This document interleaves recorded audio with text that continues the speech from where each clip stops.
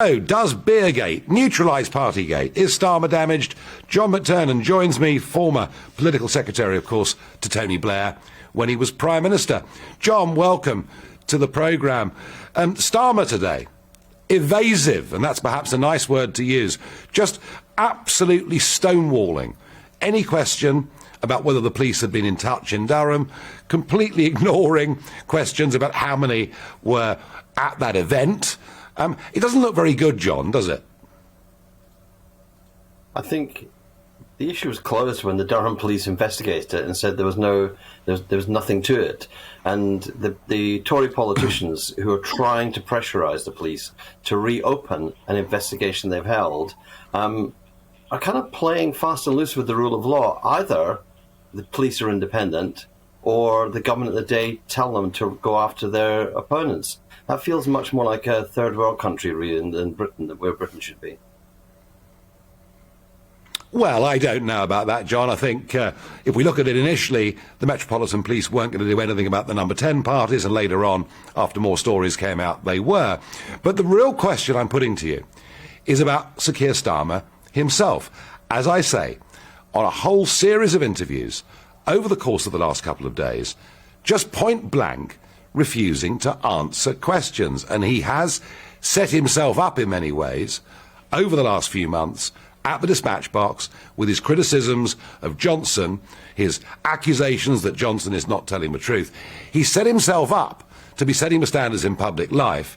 He's not really living by them, is he? Well, he's got his message across. He got his message across on Partygate, which was that there was something fishy there. He pushed and pushed until there was an investigation by the civil service. And it was actually the civil service investigation that triggered the Metropolitan Police. So in that sense, that was the system working. Question raised by a newspaper, question raised in the Commons, question goes to an investigation, investigation leads to the police. In this situation, it doesn't want to be taken off message. The message is cost of living, and we've seen the government stumble on cost of living. What was it the PM said? If you're a pensioner and you've got problem with your heating bills, get on the bus and travel around because the travel is free because of the generosity of the government, and him particularly in London. Was it that it was the Environment Secretary, George Eustace, saying, well, people could budget better by choosing the no-brand items in the shop?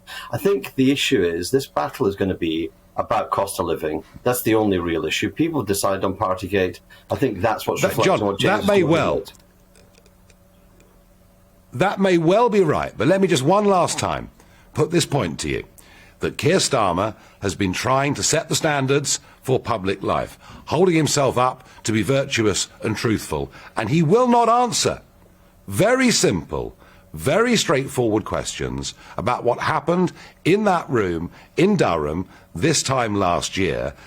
I put it to you, John, that isn't really good enough. Look, his office have answered. He's answered. The police have looked into it. They've cleared him. No. You don't. John. No.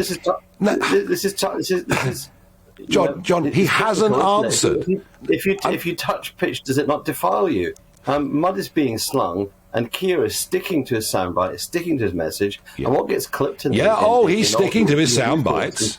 Is the message he's putting across. And he's sticking to his soundbites. He's not answering. He's not answering straight questions, John.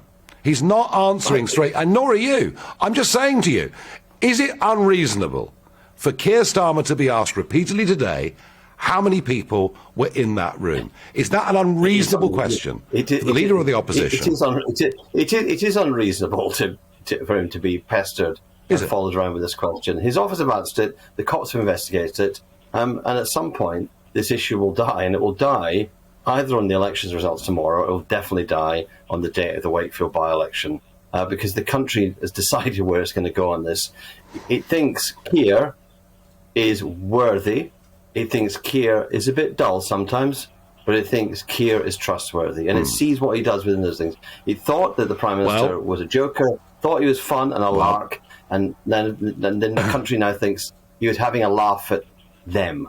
And those are very different situations. So does this damage the brand? All of that, as James said, I don't think so. John, all of that may be true. All of that may be true. I thank you for coming on and talking to us.